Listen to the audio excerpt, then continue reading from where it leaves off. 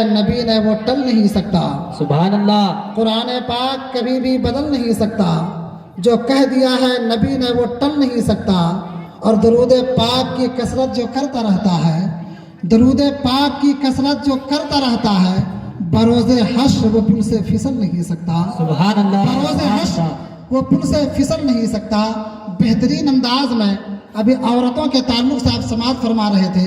حضرات محترم نبی اکرم نور مجسم سید عالم صلی اللہ تعالیٰ علیہ وآلہ وسلم کی تشریف آوری سے قبل جو ہے عورتوں کے حقوق پامال کیا جا چکا تھا، عورتوں کے ساتھ جو ہے بربریت کا ماحول کیا جاتا تھا، لیکن مصطفیٰ جان رحمت صلی اللہ تعالیٰ علیہ وآلہ وسلم جب دنیا کے اندر تشریف لائے تو سب سے پہلے عورتوں کا حقوق دلوانا شروع کیا، اور عورتوں کو اتنا حق دلوایا، اتنا حق جو ہے عورتوں کو دلوائے کہ جب تک وہ بچی تھی طہارت کی چادر اسے دے دی گئی، اور جب جو ہے جوان ہو گئی شادی کر کے گھر کا وزیر اعظم بنا دیا گیا، اور جب بڈھی ہو گئی ان کے قدموں میں جنت رکھ دیا گیا۔ سبحان جب اللہ۔ بڈھی ہو گئی تو ان کے قدموں میں جنت رکھ دیا گیا۔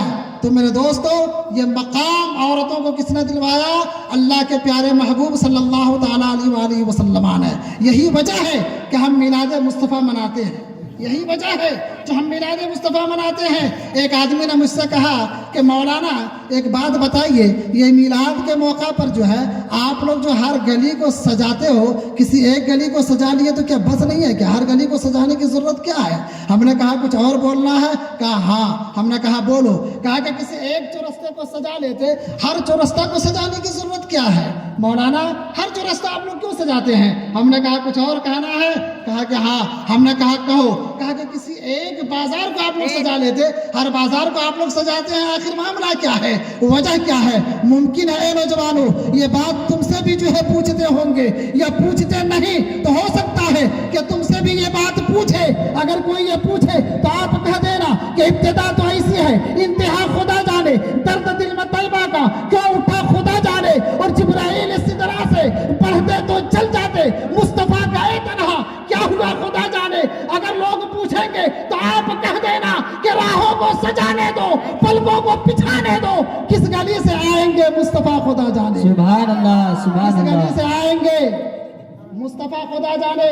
اچھا ایک بات بتائیے، آپ لوگ ٹھنڈے ہو گئے؟ جی آپ تو سنیے، چلیے اب بلا تاخیر جو ہے آپ حضرات کے سامنے میں ایک نعت خواہ کو پیش کر رہا ہوں، اور وہ نعت خواہ ہی نہیں بلکہ شعراء کے صف اول میں آپ کا نام آتا ہے۔ آپ نے شاعر و شاعری کے ذریعہ اردو کے اندر ایک لچک پیدا کر دی ہے، اور ان کے سننے کے بعد اگر آپ اچھا ماحول دیں گے تو حضرت جو ہے قبلہ جو ہے بیٹھے ہوئے ہیں، انشاءاللہ الرحمن حضرت کی بھی جو ہے بہترین تقریر آپ کے سامنے ہوگی، لیکن آپ کو وہ ماحول دینا ہوگا۔ اس لیے ہم یہ کہے تھے نا کہ تیر کھانا ہے جگر پر تو جگر پیدا کر، اور سر کٹانے کی تمنا ہے تو سر پیدا کر۔ حضرات اب بلا تاخیر جو ہے آپ حضرات کے سامنے میں ایک بہترین نعت خواہ کو پیش کر رہا ہوں، وہ صرف نعت خواہ ہی نہیں بلکہ شعراء کے صف اول میں آپ کا نام آتا ہے۔ آپ نے شاعر و شاعری کے ذریعہ اردو کے اندر ایک لچک پیدا کر دی ہے، آپ کے اندر ایک خاص چہک ہے، اور آواز میں ایک نئی کشش ہے، جس کی وجہ سے آپ ہندوستان کے گوشے گوشے میں چھائے ہوئے ہیں، جن سے میری